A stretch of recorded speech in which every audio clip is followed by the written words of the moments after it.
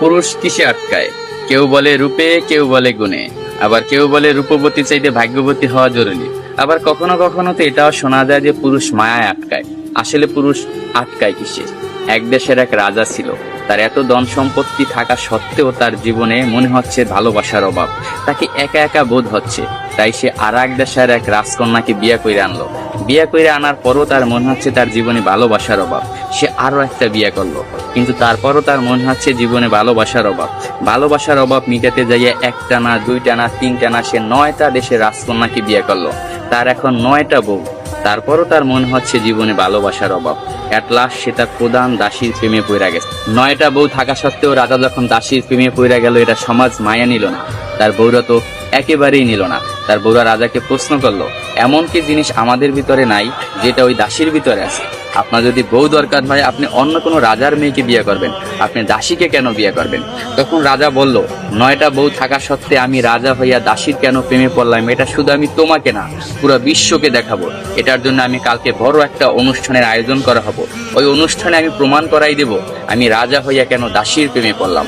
পরের দিনকে একটা বড় অনুষ্ঠানের আয়োজন করা হলো। ওই অনুষ্ঠানে 10টা থালা ছিল। 10টা থালা 10 রকমের সম্পদ দিয়ে ভরপুর ছিল। কোনোটায় টাকা, কোনোটায় সোনা, রূপা, হীরা, মুক্তা ইত্যাদি ইত্যাদি দিয়ে 10টা থালা ভরপুর করা হয়েছে। 10টা থালা ভরপুর করার পর রাজা সবাইকে বলল, এই 10টা থালায় 10 রকমের সম্পদ আছে। আমার 9 জন বউ এবং আমি যাকে ভালোবাসি আমার দাসী, এই টোটাল 10 জন, যে যে থালাটা ধরতে পারবে সেই থালার সম্পদ তার।